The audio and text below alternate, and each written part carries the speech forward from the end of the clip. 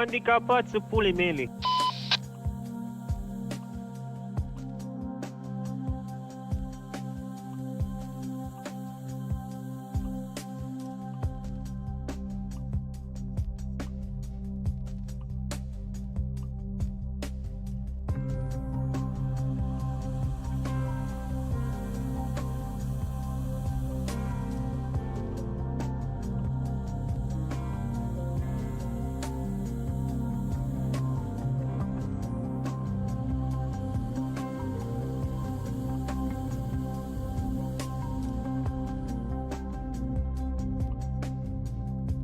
Go, Shark, bag pula mă ta.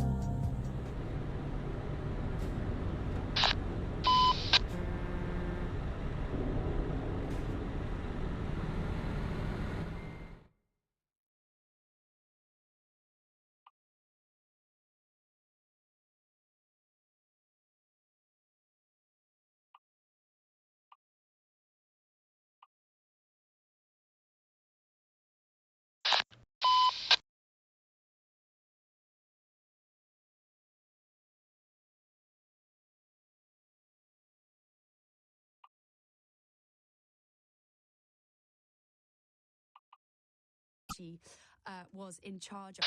And there's been limelight, and the suggestion is that actually she didn't really like the limelight. She found the briefings against her, and there were a lot, quite difficult. You know, there was just controversy after controversy, and it's only been 94 days that they've been in power.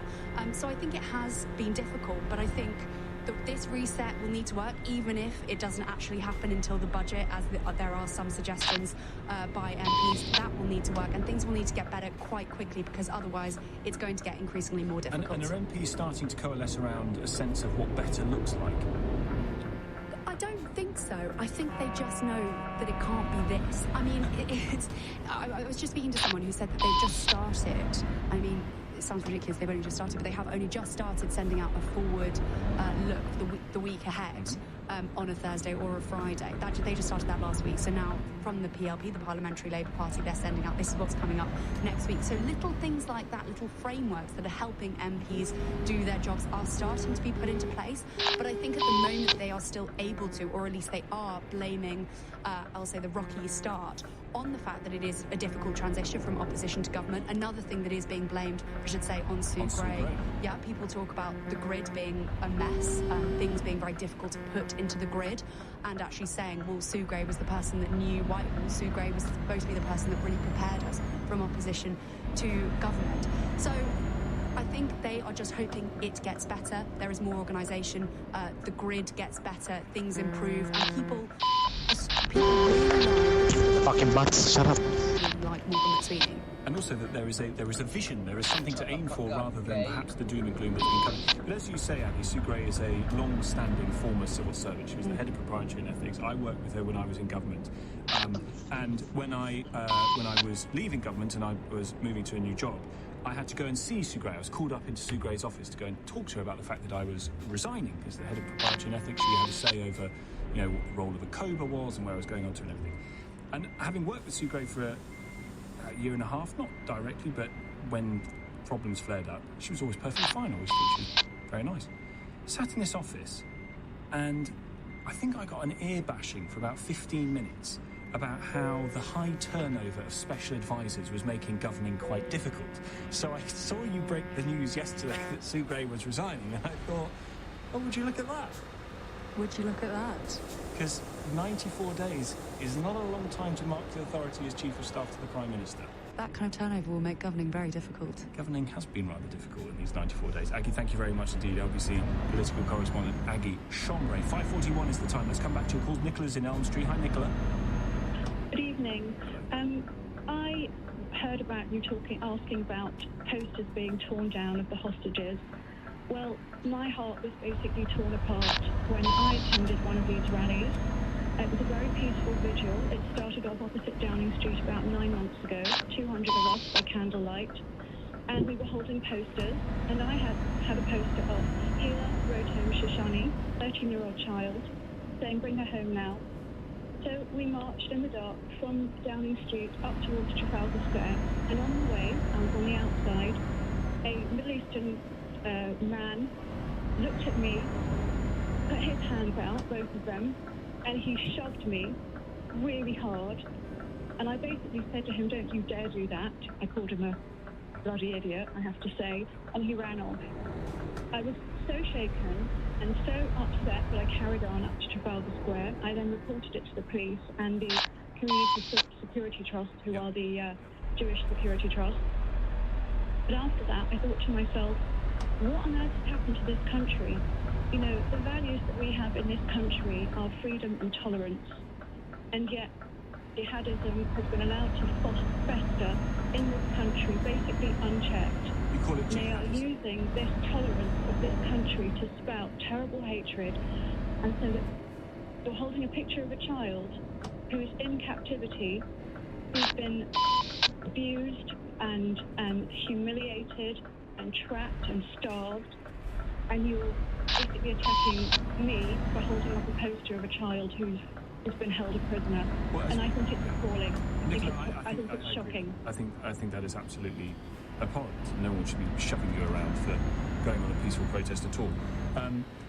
Our last caller was perhaps agnostic is the wrong word about it, but was rather more relaxed about the fact that in a large population such as this country has, you are going to encounter people who hold extremist views and appalling views and who probably need to have their collars felt. And in an incident where the politics of the Middle East has been so available all over our TV screens and on our radios day in, day out for the last year, it's perhaps not a surprise that some of the extreme elements on the debate have been loud. Or do you think there's more to it than that in this country? Well, I feel that I'm not saying this about LBC because I think LBC is very fair, but I think that the way other major news stations have reported this conflict has not been fair to what Israel and the Jews are suffering. They don't report and they don't show scenes of destruction, rocket destruction, devastation, trauma, anxiety, people sheltering in bomb shelters constantly, sirens going off, and all of that sort of stuff. It just never gets shown on the station that we know we're all talking about. Well, to be fair to the station that we all know that we're talking about, I have seen that on there. I have seen journalists run with others into bomb shelters in Israel. I take the point about the difficulty that the BBC had at the start about whether to call Hamas terrorists. I think that wasn't helpful to them or to anyone else, really, because, again, we all knew what we were talking about when we discovered the facts of the absolutely atrocious and barbaric act that Hamas committed. They showed themselves in that moment to be what they are, and they're terrorists. Nicola, thank you very much indeed for the call. 03456060973 is the number. 5:45 news headlines now on LBC. Amelia Cobbs. President Biden says he will not stop working to achieve a ceasefire in Gaza on the one-year anniversary of the 7th of October attacks. Emergency services are responding to a major incident in County Down after a bus overturned in a field. And a former Met police officer has been charged with 8 sexual offences against 2 women. LBC weather, heavy rain spreading across the south and Northern Ireland tonight. Drier elsewhere with patchy rain lingering in the far north. Lows of 4 degrees. LBC Travel, I'm Dave Goff. The queues on the M25 anti-clockwise. There's one lane closed before junction 10 for the A3 because of an accident in the roadways. The M25 anti-clockwise exit slip road at junction 22 for St Albans stays closed for emergency repairs. There are queues on the M4 eastbound. There's one lane closed because a car's broken down between junction 6 for Slough and junction 5 for Langley. On the M23 southbound, one lane is closed between the M25 and junction 9 for Gatwick Airport. That's for emergency repairs. In the centre of town, Sloane Square southbound is partly blocked near Sedding Street for police investigations. There are delays. That means that on the tube, Sloane Square station on the Circle and District line is closed. And on the train, South Eastern have delays of up to 35 minutes and cancellations at Charing Cross. Coming up at 6 on LBC Tonight with Andrew Marr. A year on after the Hamas massacre and Israel's incredibly violent response, is there the faintest gleam of hope the nightmare can be ended? I'll be joined by the Foreign Secretary. Tonight with Andrew Marr on LBC. The best thing about Compare the Market is a coffee with the pastry on the side. Just make it simple. Get 25% off coffee and pastries at Cafe Nero when you take out the qualifying products from Compare the Market. And only one membership per year, 2 goods per day, 25% off barista-made drinks and pastries. Exclusions, T's and C's apply. Call Tom Swarbrick 0345 6060 973 LBC. This is the sound of a car that can fill up anywhere. And this is the sound of an electrified car that can charge at home. Sounds like the same car, right? Why choose between petrol and a full electric driving experience? Choose the best of both worlds. Toyota CHR plug-in hybrid. Now available at 1.9% APR representative with £2,500 deposit contribution. Visit your nearest Toyota centre to find out more. Available on PCP over 42 months with finance through Toyota Financial Services by 7th of January 2025. Optional final payment. Indemnities may be required. See website, conditions apply. Ugh, I never liked her anyway. He's clearly a narcissist. Well, she stopped. She's seeing the kids. He negotiates for a living. Lawyer up and protect yourself. We get it. You mean well. But when someone you love gets divorced, saying these things does more harm than good. That's where we come in. Amicable is a legal service that makes divorce kinder and simpler. No demonising, no aggression. Just better outcomes for everyone. Amicable.co.uk. Divorce made kinder.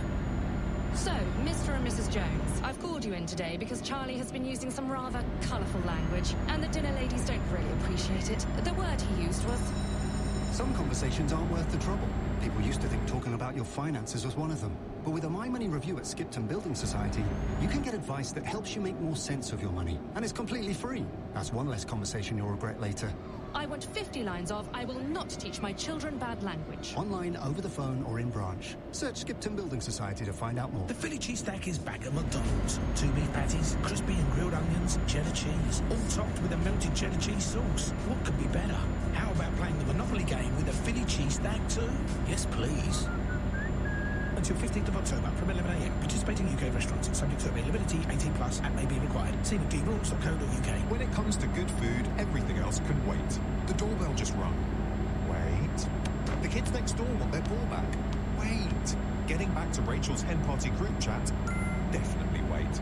Waitrose #1 always comes first. From heather honey smoked Scottish salmon and salted caramel croissant cuts to tomato and vodka pasta sauce. Everything else can wait. Save 20% on Waitrose #1. Waitrose. Food to feel good about. Selected stores online, subject to availability. Excludes products within the #1 meal deal. Tom Swarbrick on LBC. Listen on your smart speaker. Just say, play LBC. 5:49 the time. Andrew Marr with you just after the news at 6. I get this on 84850. Tom, those posters were put up in Western countries in order to generate political and societal sympathy for the Israeli genocide. You don't put up posters of your loved ones kidnapped by Hamas in the hope that one of its agents might be roaming the streets of London and bump into one of those posters and suddenly decide they should release the hostages. Come on, Tom. You know full well those posters were a propaganda tool to give cover for the destruction of Gaza, and that is why people of all walks of life took it upon themselves to tear those posters down. I think that's a disgrace. I think it's absolutely disgraceful that you cannot have sympathy for people who have been taken hostage by Hamas, a terrorist group who have just killed their loved ones as you watched, unable to do anything in your home in a kibbutz. I think it's appalling. We'll get more details in a few moments on what is happening in Northern Ireland. A major incident being declared there by police. A bus is overturned. We think about 70 passengers on. We'll bring you more details of that in just a moment. Nirvana's in Highgate first. Hi, Nirvana. Hi. Hi. Well, full disclosure, Tom, I am your colleague. I have been reporting on global affairs since 1984. That's a long time ago.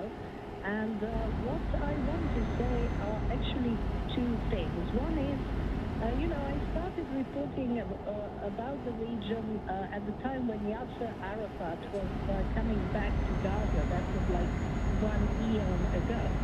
But since October the 7th, media has been covering this event non-stop.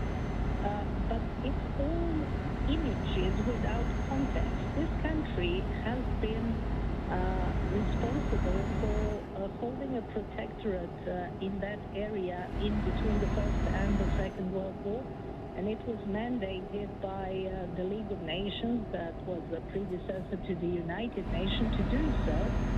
France was also mandated to do that in Lebanon and parts of Syria. So France and Britain, in a way, hold more responsibility than other countries' moral, if nothing else, to inform their public about all the events that led to the Middle East we know today, sadly. And these events are, for example, Arab rebellion in the 30s, why it happened, what did it lead to, and for example, it led to the creation of the state of Jordan. Who lives in the state of Jordan? Who is the majority in that state? How was Palestinian national identity created and why? Because did it exist before that? And so on. How many Jewish people were killed, massacred across all Arab states after the creation of the State of Israel? What role does that play in the negotiations? In that context, we have to look at the events. We can't look at the events without any context. I totally agree with you, of course. I mean, that is the role of journalists, is to provide the context for why things matter. But the government and the schools as well. Well, the school, it's interesting you mentioned the schools, because one of the things I was thinking as you were listing those brilliant questions, Nirvana, and you will know this more than many because you spent a career dealing with it, is, again, seeing the number of people who are taking to the streets with a very, very solid view one way or the other, who, when questioned about actually what happened a year ago today, had barely heard of it. And I'm not saying that history of that region started on this day last year. Of course it didn't. But my God, if you're turning up to the streets of to protest with a placard, and you don't even know why you're there, or at least the event that inspired the reason why you're there, why are you there? Yeah, but we live and we keep repeating, especially as journalists, we keep repeating that we're living in the era of fake news. Well, how are we fighting exactly fake news? Well, for some people, we're living in the era of no news. Yvonne, I have to leave it there. Thank you very much indeed for your call. 03456060973 is the number. The breaking news this hour coming to us from Northern Ireland, where the ambulance service there are dealing with what they're saying is a major incident in County Down. Amanda Ferguson is LBC's Northern Ireland correspondent. Thanks for coming on, Amanda. What more do we know? Okay, well, we've actually just had breaking news in the last couple of minutes to indicate that 43 children were on the bus that overturned and failed in Carrador in County Down. 4 teenagers have gone to hospital. The rest have been discharged or are in the process of being discharged from the scene at the moment. The Northern Ireland Ambulance Service declared it a major incident, not because of the seriousness of the injuries, because they had to send more than 6 vehicles. So it sounds as if we're not dealing with fatalities, and that's positive news. Mm-hmm. Do we know why the bus overturned, or what happened? Not at this point, and there will be an investigation because police have indicated that it was a one-vehicle road traffic collision, so there's no news yet about whether something happened with the driver or whether there was something in front of the vehicle or so on, and I think we're waiting for a statement to come through from some of the schools that are involved as well. So at the moment, 4 people have been taken to hospital. Do we know the severity of injury? Yeah, well, it's 4 teenagers who are going to hospital. There isn't an indication that they're critical or suffering from serious injury, so I think it's one of those incidents where it sounds as if it could have been a lot worse, and we wait to get an update on their condition later this evening. Appreciate it, Amanda. Thank you. Amanda Ferguson, LBC's Northern Ireland correspondent. 5 to 6, Liam's in Croydon. Hi, Liam. Hi, good evening. So, of course. It's just regarding the current conflict. I don't know, we're still talking, we're just discussing, and the problem, I'm trying to find a solution.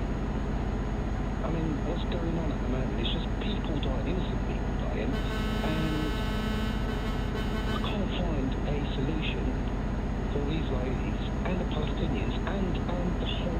We want peace. We don't want this to escalate into a regional war. We don't want that. So what's going on at the moment? We're spreading hatreds. Who's we? Even in our society, between our communities, different views. Let's seek for peace and move on.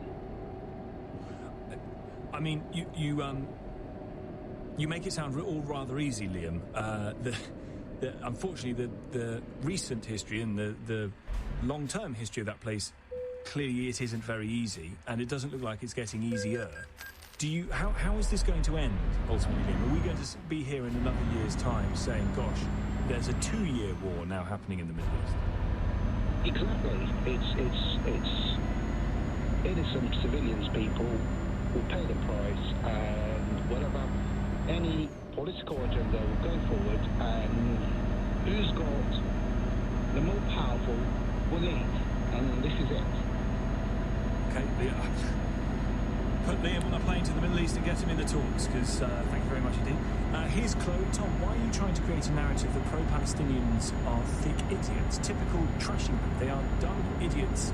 They don't know what they're standing for. So typical, as if the whole world didn't hear of 7th of October. Well, Clay, I'm sorry, go and look at some of the videos from the campaign against anti-Semitism that they put out on Twitter over the course of the last year. It's shocking. People they don't have a clue. I'm not saying, of course, I'm not saying all, because I don't tend to do generalisations generally. But you look at some of those videos and what are you left with? You're left with the impression I don't know why they're there. Steve's in Manor Park. Steve.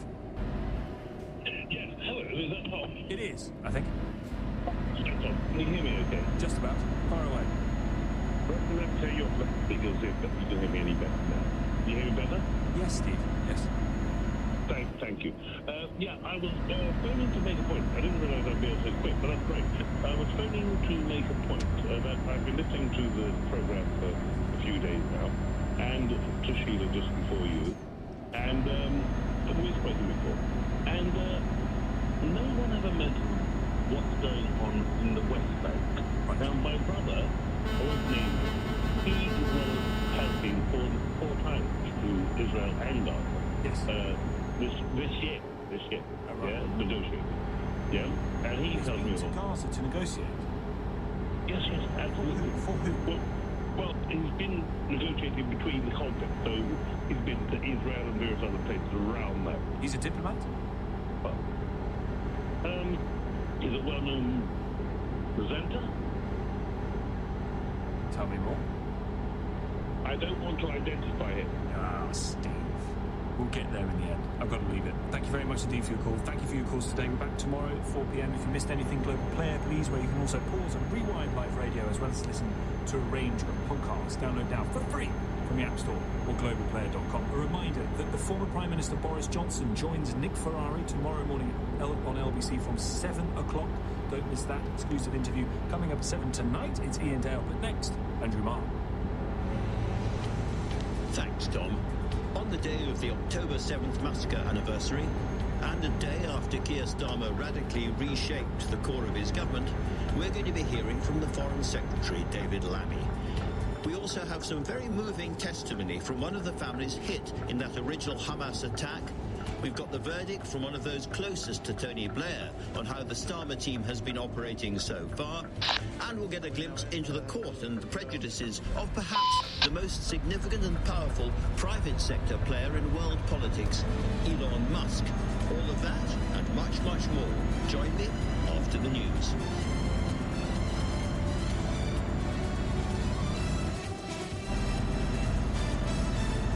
On your radio, on Global Player, and Play LBC. Leading Britain's conversation. This is LBC. From Global's newsroom at 6 o'clock, the family of one of the remaining Israeli hostages have confirmed his death a year since the October 7th attacks. 28-year-old Ivan Shtivi was abducted at the Nova Music Festival. The Prime Minister has paid his respects to the victims of the attacks last October. Tamar Eshet's cousin Aviator David was also taken hostage by Hamas at the Nova Festival and remains in captivity.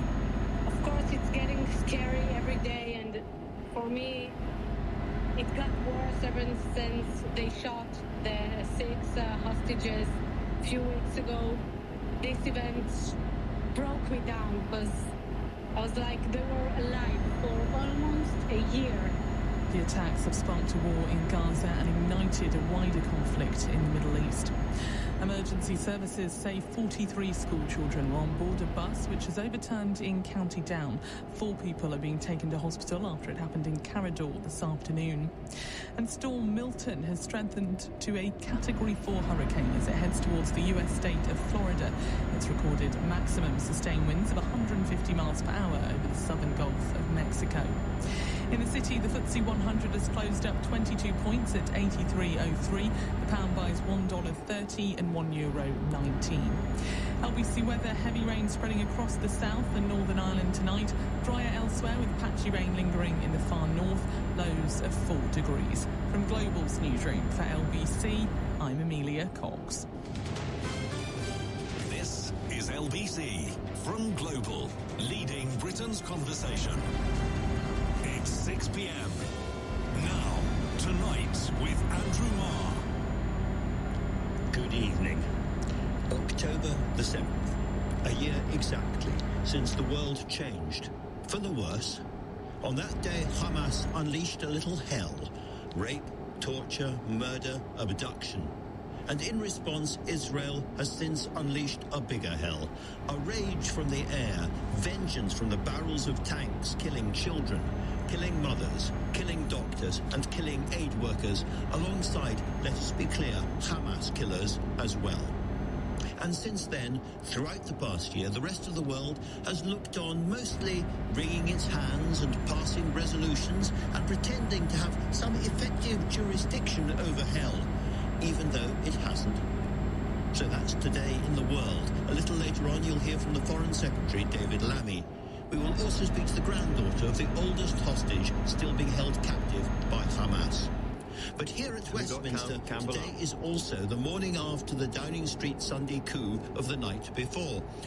Yesterday, in a story broken here on LBC, Keir Starmer sacked his former Chief of Staff, Sue Gray, and appointed in her stead his election guru, Morgan McSweeney. After nearly 100 days of drift, confusion, unpopular policies and plummeting opinion poll ratings, Starmer is trying to take back control. Don't think, folks, that this is a fiddly, personality-driven story that doesn't affect you. McSweeney is a man very focused on the interests of working people. We used to call them the working classes, I think. And we will see, I believe, a different tone, perhaps different choices ahead. But that is just my opinion. And so, to get somebody else's opinion, I'm joined by the man who saw Tony Blair through so many tough times, his former head of communications, Alistair Campbell. Alistair, good to have you on the show. Can I ask whether you think that the arrival of Morgan McSweeney to have total control, as it were, at the centre will result in any kind of shift of tone or policy or direction in terms of the government? Well, I think Morgan McSweeney would be the first to be horrified at the idea that we're talking about what he wants to do and him having control. He is one of several people who works for the Prime Minister, and to the Prime Minister. And ultimately, I think that it's a shame really that we talk so much about the advisors. This used to happen in my time, largely about me. But ultimately, Keir Starmer has to set the direction for the government.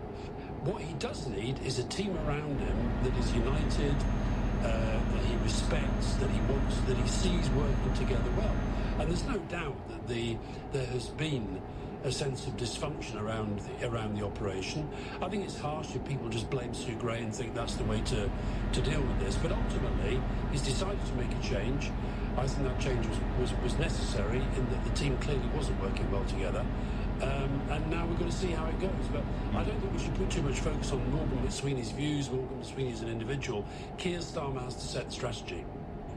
Right. The theory before all of this is that Morgan McSweeney was going to look at the job of getting Labour re-elected at the next general election, while Sue Gray, as it were, got on with the business of governing. And I wonder whether you think that was always a false distinction. In other words, if you lose sight of the voters you're going to need while you're governing, you're not going to win the election in the first place. Yeah, I mean, it's, people I think sometimes think that it's unreasonable that politicians keep their mind on the next election, even after just winning the recent one. But it's inevitable. You have to think about that. But the key to that is actually making the changes on which you were elected, and constantly having this never-ending conversation with the country about who you are, what you're trying to do, why you're trying to do it, how you're trying to do it.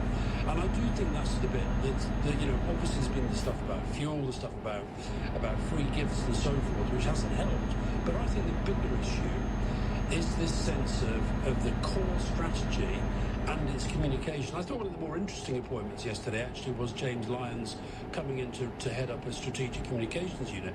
Strategic communications is about developing, executing and narrating strategy all at the same time. And that's the bit that I think has been missing. And that's the bit, of course, that you did. I was pretty struck when all these stories were coming out about the free clothes and spectacles and the gifts and the football tickets and the rest of it, that they went on for day after day after day without there being alternative government stories thrust into the media to divert attention, without there being any attempt early on to get a defensive response from the core of government. And I felt that probably would not have happened in your day. Well, I don't know about that, but I don't think actually you should be running. I can remember being on the receiving end for you. I might have dealt with it more robustly, shall we say that? But I think the job of the communications department is not to be sort of dropping stories out to take media's attention away from this, that, and the other. It is, as I said earlier, to be communicating in a strategic fashion about what the government's trying to do. And I do think one of the reasons for what's gone, a bit of this is all recoverable, by the way, I really believe it is. But I think one of the reasons is that there's such a long gap between the general election on July the 4th and the budget on October the 30th. Margaret Thatcher, 1979, 5 weeks after the election, the budget. George Osborne, after David Cameron's election win in 2010, 8 weeks. Gordon Brown in 97, Cameron was 6 weeks, Gordon Brown in 97, 8 weeks. We've got almost 16 weeks between the election and the budget. And the budget, as you know, is such a key moment in the life of a parliament, the first budget. So I think it's, maybe they have to wait because of the OBR reviewing everything and so forth. I don't know. But I feel the sooner the budget is out, the better. That is a really, really interesting point. I wonder if alongside that you agree that, in a sense, the Starmer machine was slightly caught on the hop by the early election. Nobody was really focusing on an election when Rishi Sunak called it. And I think a lot of the preparation for the first 6 months or even 6 weeks of government was meant to be happening round about now. Of course, long after the election. So to that extent, they weren't ready for it. Well, last night, Andrew, Rory Stewart and I were in Brighton during the launch of the Rest is Politics election tour, because we too had thought that this was going to be right now. It's now become the Rest is Politics American election tour. No, I think they were taken somewhat by surprise. That being said, I think they were much, much more focused on the election campaign, inevitably in opposition. But what seems to me is that back in 97, we had Jonathan Powell, who was Chief of Staff, and he wasn't really involved in the election campaign day to day. He was focused entirely and totally on preparation for government, as were others. Derry Irvine was another one. And it seems to me that this time that sort of sense of the transition hasn't been maybe as seamless as it should have been. Yeah. I don't know whether the civil service has changed. I don't know whether the civil service has been hollowed out. I don't know whether the civil service is just a bit undermined by the last sort of few years under the Tories.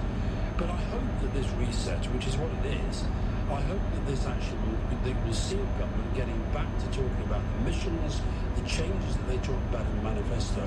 But you really, I think sometimes modern politicians they underestimate just how hard it is in government, particularly with the media as it is. And it's not just a question of bias. I mean, I think there is right-wing bias across most of our press. It's not just the bias, it's the volume, it's the intensity, it's the noise. The only way to deal with that is through strategy and through the clarity of strategy, which you never, ever, ever tire of communicating to the public. I was really interested that you raised 97 because I was talking to one of your colleagues from back then who said actually the very first period of Tony's government back then, it was very tough as well. We made mistakes, there were frictions, there was the Bernie Ecclestone affair and so on and so on. But, this person said, Tony had a kind of shield wall, a kind of phalanx of people around him, including yourself and Jonathan Powell and Angie Hunter and Derry Irvine and Peter Mandelson, who had his back, who were fighting for him all the time. And it seems as if, up to now, Keir Starmer hasn't had that. That might be because he's a bit of a loner, naturally, doesn't really like Westminster politics, but that seems to be part of this story. Well, it may be, and I do. I mean, look, over the weekend I was reading Tony's new book on leadership, and he makes the point in there about leaders clearly have to lead, but they do need people around them on whom they can absolutely rely, totally trust, to be loyal, to be discreet, to challenge them when need be. And also, I think the other thing that we had, and this is an important part of the team, we had complementarity. I didn't want to do Jonathan Powell's job. He didn't want to do my job. We had real respect for each other across the board. We had big arguments, and sometimes we'd fall out. But we all were working towards the same objective. And as you say, we understood. This is why I pushed back at your first question. We understood that whatever my view was, whatever Jonathan's view was, whatever Angie or Sally Morgan's view was, ultimately Tony Blair was our boss. We were working for him, we were working to him, and we worked as a team. And I think that is incredibly important, given the pressure that you're under in operating in Number 10. Well, let me push back with the reason for my question a little bit, which was that, because of course Morgan McSweeney has been thinking intensely about the voters Labour needs now and in 5 years' time. He's thinking, we know who's he's interested in, and they tend to be working people. They tend to be, mainstream working class, middle class voters, and therefore he's thinking an awful lot about things like NHS reform, about immigration, about the economy, paying bills. He's much less interested in identity politics. He would be, I suspect, for instance, a little bit suspicious of ideas like banning or criminalising people smoking outside public houses, that kind of thing. And that's why I wonder whether there'll be a slightly different tone under him. There might be, but ultimately the policy does have to come from the top. Look, I think that inevitably in a position as key as that, then the characters do matter. But, I go back to the point I keep making, that ultimately the person at the top has to decide who he wants around him or her, and then they have to work together according to an agenda that's being set by him. And I think the other thing that's important is that I think you were right to say that Morgan was possibly going to be in there, but constantly thinking ahead to the election. Being in government is very, very different. And you keep part of your mind on that, but I think if it's the Chief of Staff, that's all you put your mind on, then the government won't be as effective as it should be. And all those things that you're talking about, they don't just appeal. Sorting out the National Health Service, sorting out immigration, dealing with the climate crisis, dealing with the educational challenges and so on. The whole country wants that to work. The whole country wants that to succeed. And so I think it's important to you have to have politics inside Downing Street, of course. But I think you can't turn Downing Street, as it were, into a re-election campaign machine. It's, you just got to govern well, and you've got to keep focused on the promises you made, and you've got to deliver them. Good point, Alistair Campbell. Thank you very much indeed for talking to us. Best of luck as well for that live tour of the podcast, The Rest is Politics, which begins over the next few days. Now let's get the view next from John McTernan, former political secretary to Tony Blair, and a man who has worked closely with Sue Gray in the past during their time together in the Cabinet Office. John, great to see you there.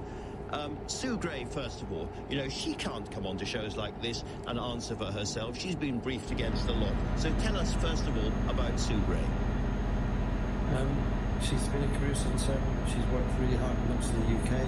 She was a great permanent secretary of the Finance Department in Northern Ireland during that very turbulent time when they had the Ash for Cash scandal. I think she would have made an excellent permanent secretary in the UK department, and it's it's the civil service's loss when she was vetoed for becoming Batman's permanent secretary. So she ended up with the Labour Party at the end of a really strong life of public service and contribution to public service, and there probably is no greater contribution you can make than get an opposition that's been out for 4 elections in a row to get it ready for government. And she's had a miserable few days, of course.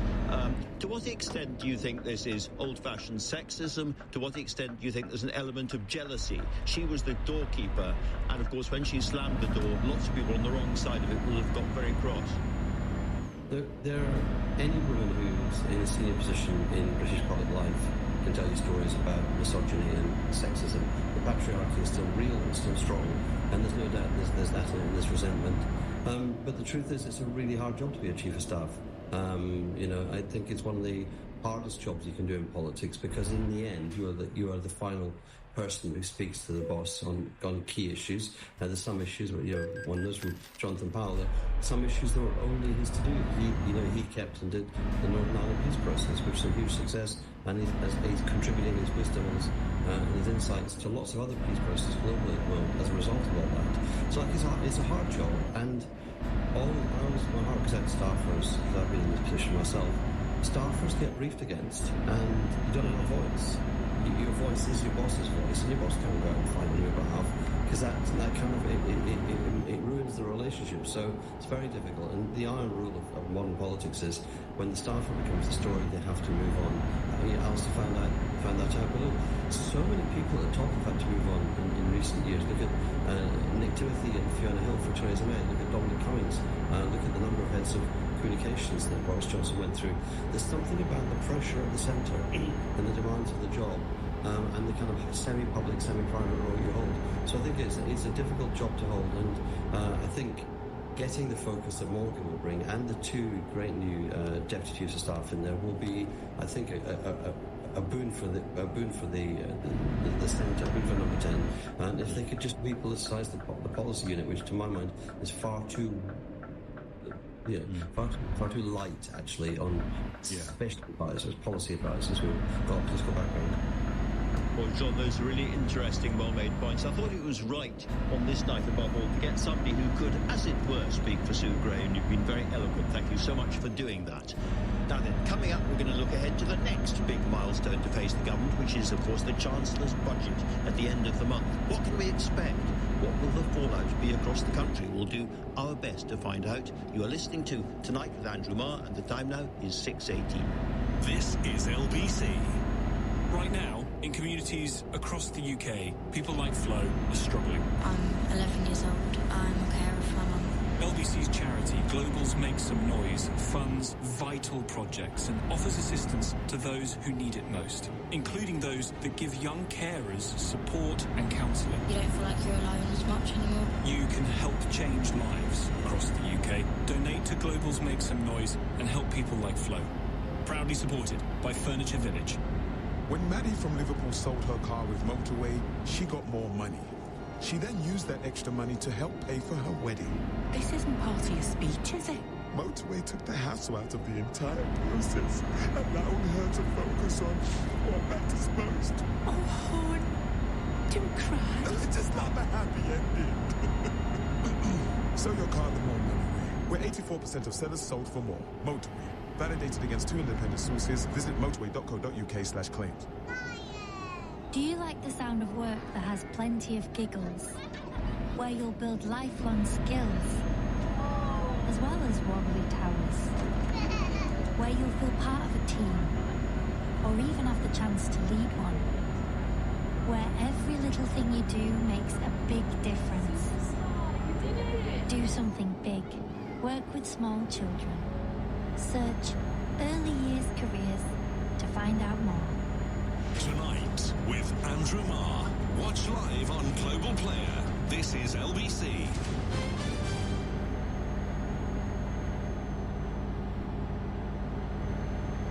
The reshaping of government matters a lot, but not perhaps as much as the biggest political moment of this month, the budget, which comes at the end of it. And the real question is, how radical the new Chancellor Rachel Reeves turns out to be. Can she summon up growth? Her plan had been to use the great turn to green technology to kickstart investment, new jobs in new industries. But how practical is that, and how is it going down in areas dominated by the old industries? In the first of a series of pre-budget reports, LBC's Scotland correspondent Alan Zinzinski has been talking to politicians and to businesses across Scotland, beginning just outside Glasgow.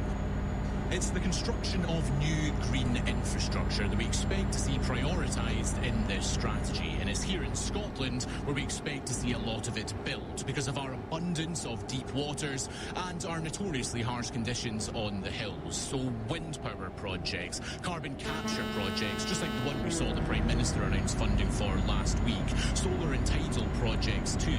It's all great news for renewable manufacturers here, like Nova Innovation in Edinburgh. John Marr is their Chief Business Officer. The new government coming to power feels like there's a new era for renewable energy. I mean, if you look at the target which Labour set for to become a green superpower by 2030, with that is going to become coming growth, new jobs.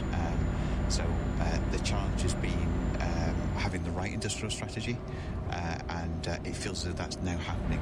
The creation of GB Energy, the National Wealth Fund, even the CFD, all these things work together to really enable renewable energy to take off and grow.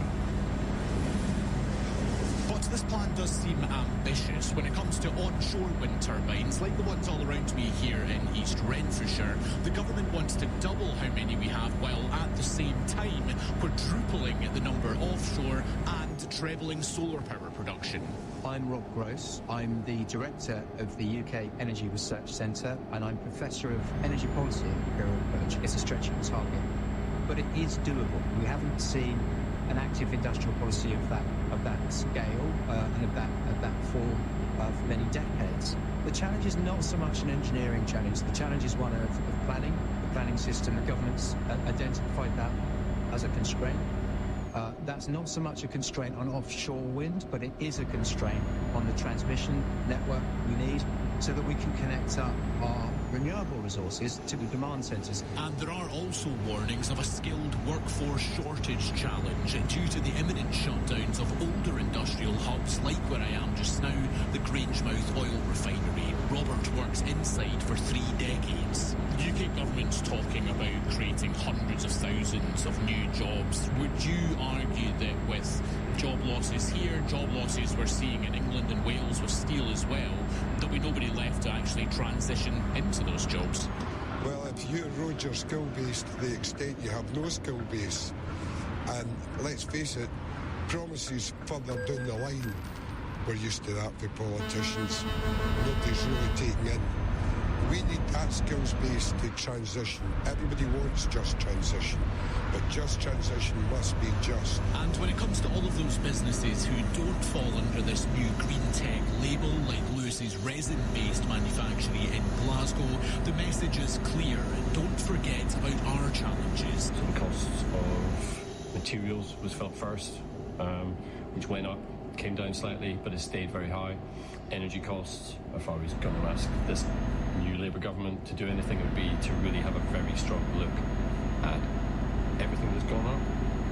If it's not coming down, or if it hasn't gone down to levels that it was at, or in line with inflation coming up, obviously, why isn't it coming down? And if it is cheaper and it's central sort of production end or its base end? Why isn't that being passed on down through the chain?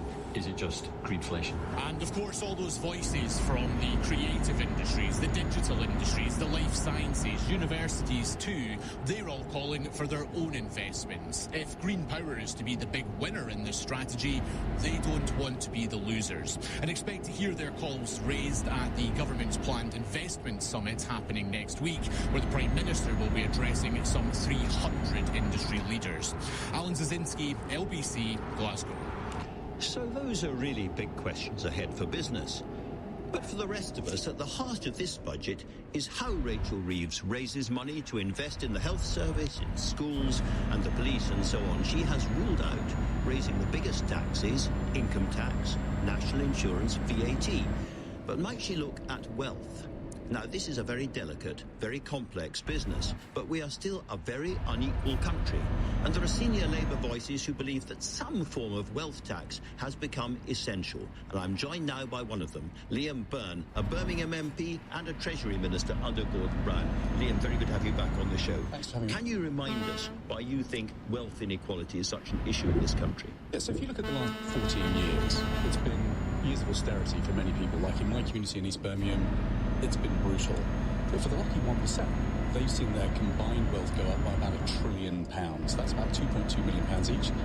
That's 41 times more than everybody else. And yet for many of those people, they'll pay a rate of tax that's much lower than everybody else. So if you look at Rishi Sunak, for example, Mr. Sunak publishes his tax return. That's a good thing. He makes about $2 million a year. He pays 23% tax. Now, at a time when we've got some big... So how does that happen? A lot of people will listen think, I don't pay 23%. How does he? I suspect he's got some really expensive accountants. But look, the big reason is that the rate of tax on capital gains is only about 20%.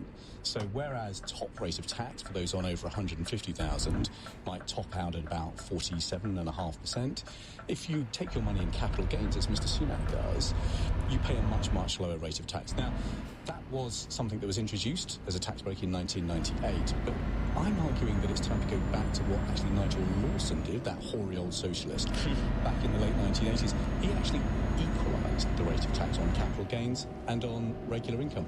And that's only one of maybe 7 or 8 different ideas that the Chancellor could consider to restore fairness to the tax system.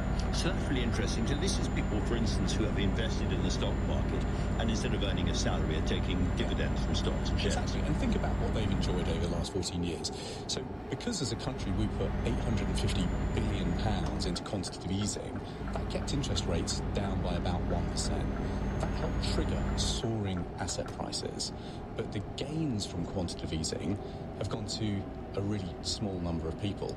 Yet the bill for quantitative easing is paid by all of us. In fact, we think it will cost about £104 billion for taxpayers to unwind the QE that's gone in.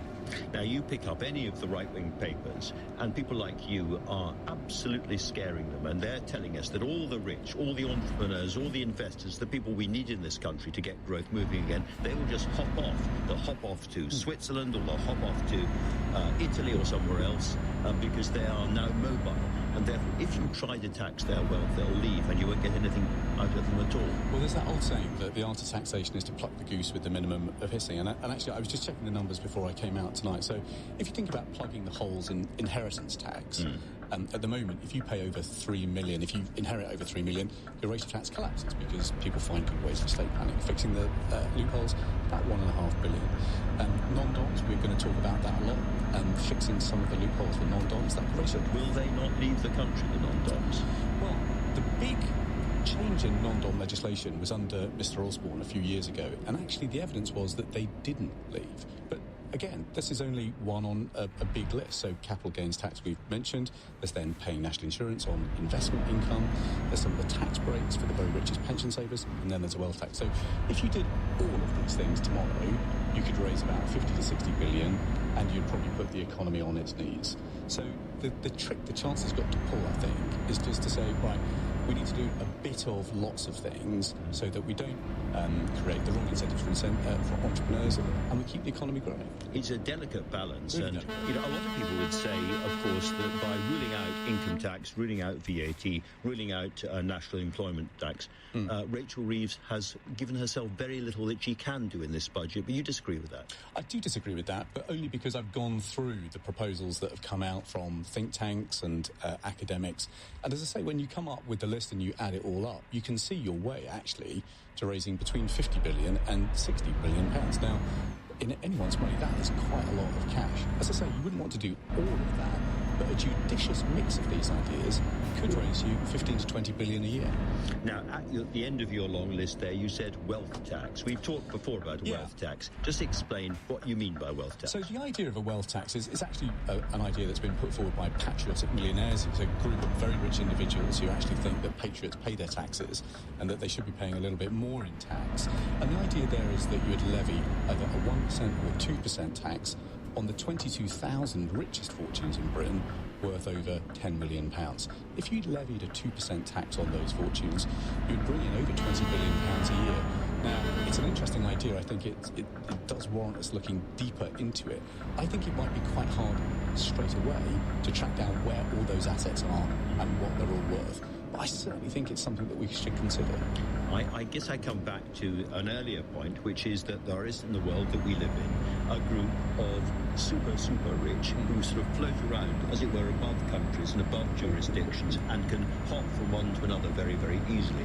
And that makes a lot of our traditional ideas about taxing wealth much harder to actually do. We've got to be more cautious, and remember, we're trying to put up investment in our economy, so we've got to be really careful about disincentivising those investments. But at the end of the day, I think you need a tax code that reflects your moral code. And when you've got a situation where people like Mr. Sunak on $2 million a year are paying only 23% tax, much less than a senior nurse or a senior teacher or a senior police officer, I think most of us would just say, look, in certain circumstances, I don't think that's fair, and I don't think it can continue. Well, I've been following your arguments. I've even read your book, Liam. Dare I ask, have you addressed any of this to the Chancellor herself? Has she talked about it? Well, I've certainly put those arguments across, and the great thing about being Chancellor is that you're never short of advice for people like me. Yeah, but do you think she's at all attracted? Because she's a very interesting figure, Rachel Reeves. She has quite a radical economic background in many ways. When she wrote that book about the people she admired, there were quite a lot of radical economists there. But I wonder whether she is becoming highly orthodox now she's actually in the job. Well, I think that is the challenge for a Chancellor, isn't it? You've actually got to see your way through that principal challenge of raising the growth rate. That means we've got to increase investment. But at the same time, what most businesses say is, look, we need workers who are trained for work. We need infrastructure. We need digital infrastructure. We need a country that is actually going to work in the 21st century. And they realise none of that's free and it's got to be paid for somehow. Certainly does. Liam Byrne, thank you very much indeed. Now, in just a few minutes, we're going to hear from Noam Safir. She's the granddaughter of the oldest Israeli hostage still being kept captive by Hamas in Gaza. But the time now is 6:32, and Amelia Cox has the news headlines. Sir Keir Starmer says the UK stands with all innocent victims in Israel, Gaza, the West Bank and Lebanon. A year on from the October 7th attacks, services have been taking place across the world while fresh strikes have been launched across the Middle East. 4 people have been taken to hospital after a school bus crashed in County Down. 43 people and the driver were on board when it overturned in Carrador earlier. And a former Met police officer has been charged with 8 sexual offences against 2 women. 49-year-old David Carrick is due to appear in court later this month, charged with rape and indecent assault. LBC weather, heavy rain spreading across the south and Northern Ireland tonight. Drier elsewhere with patchy rain lingering in the far north. Lows of 4 degrees. Nick Ferrari at breakfast on LBC. He was the most divisive Prime Minister in decades. But in my extended interview with Boris Johnson, is he now ready to apologise over Partygate? Anybody who thinks that I was partying, having a knees-ups in number 10... You don't know about the parties when I understand your own son's swing was broken. You're aware of that party? Listen, I think you are because of the way you change. No. What rating out of 10 does he give Brexit? I'd give it 10 out of 10 for what it enabled us to do during the pandemic. And Boris Johnson sets his sights on the current administration. If you take 70,000 in gifts from a guy, if you then give the guy a pass to number 10, that looks corrupt. Nick Ferrari at breakfast. Back tomorrow morning from 7. With Betfair, where odds move faster than polls. Play responsibly. LBC. Big cash prizes, the latest tech and loads more. Enter now for your chance to win at winplus.co.uk. 18 plus, GB only, T's and C's apply. I'm Taz. I've been part of the dental hygiene therapy team here at Darwood & Tanner for nearly 20 years. At Darwood & Tanner, we know the importance of ongoing maintenance and long-term care. This is a crucial part of our dental implant treatments, so you can be sure we're here to keep you smiling for many years to come. A team of dental experts second to none, armed with the very latest in dental implant knowledge, technology and techniques. Visit darwoodandtanner.co.uk. It's wrong to lower prices on the things you buy least. At Co-op, we lower prices on the things you buy most, the things our members need and use every day. It's just the right thing to do. Co-op, owned by you, right by you. Shop in store or online. Co-op membership required. Prices may vary. Selected stores and lines excludes independent cooperatives. £1 joining fee. See co-op.co.uk/terms. This is the sound of a car that can fill up anywhere. And this is the sound of an electrified car that you can charge at home. Sounds like the same car, right? Why choose between petrol and a full electric driving experience? Choose the best of both worlds. Toyota CHR plug-in hybrid. Now available at 1.9% APR representative with £2,500 deposit contribution. Visit your nearest Toyota centre to find out more. Available on PCP over 42 months with finance through Toyota Financial Services by 7th of January 2025. Option final payment. Indemnities may be required. See website. Conditions apply.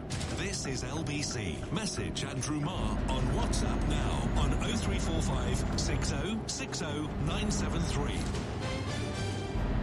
6:35. Now, I told you earlier on we would return to the events of October the 7th last year. Noam Safir is the granddaughter of the oldest Israeli hostage still kept captive by Hamas. Shlomo Mansour, 86, is himself a survivor of the Holocaust. Noam spoke with me and she recounted the events of that terrible day. He was kidnapped on October 7th, 7:30 a.m. I was still asleep, so I found out about it later. There were alarms, 6:30 a.m., so my grandmother and my grandfather were both in the safe room. And after a while, they tried to turn the TV on to understand what's going on, and the TV wouldn't turn on. So my grandmother decided to go to the living room and turn the TV on there. While walking there, the terrorists barged into the house. They shot the door and the walls, so my grandmother ran to the bathroom where they found her. And is she safe now, your grandmother? Yeah. She managed to escape. I'll explain in a minute. They found her in the bathroom. And when she saw them, the first thing she said was, "Please don't shoot me, please don't shoot me." One of them told her, "We won't shoot you," and demanded the car keys. Some of them went to the safe room, which is on the other side of the house. They found my grandfather there. They took him out of the safe room. They handcuffed him. They beat him. They slapped him. And they took them both out of the house towards their own car. And while walking to the car, my grandmother decided in a brave act to run to the neighbor's safe room, and that's how she was saved. My grandfather was kidnapped in his own car, and since then we have no information about him. And how old was your grandfather when this happened to him? He was 85. He marked his birthday in captivity, and he turned 86 in captivity. Now, tell me a little bit about your grandfather, Mansour. He was born in Iraq, I think, and he survived a terrible massacre there back in 1941 himself. Yeah. He's recognized as a Holocaust survivor. He survived the Farhud massacre of 1941. I know about his personal experience there. The massacre was inspired by the Nazi anti-Semitism, and those who believed the Nazi anti-Semitism barged into the house. They hit his parents, they killed his dog, they robbed them and took the valuables, and he hid in the roof and cried. And from the roof, he watched as the neighbor was begging for her baby, while one of them took him, and he gave the baby back to the neighbor skewered after he skewered him. And that experience what a terrible thing. With him his whole life. Of course. And this is, as it were, one of the consequences of the Nazi Holocaust, one of the things that was going on at the same time, almost as a kind of copycat massacres. So he was traumatized all his life. Was he always worried that at some point terrorists or Nazis or somebody would be banging on his door again? I can tell you that up until October 7th, I knew nothing about this experience. He never let what he went through define his life. But we did find a text from his diary, which he describes his concerns that because he lives beside Gaza, he was afraid that Hamas and ISIS will do the same. Now, it's been a very, very long and I'm sure absolutely agonizing years-long wait for you. What are you hoping from Benjamin Netanyahu now? Is there any more that can be done, do you think, right now for your grandfather? I feel that we can reach a deal. We can seal a deal that will bring my grandfather and the other 100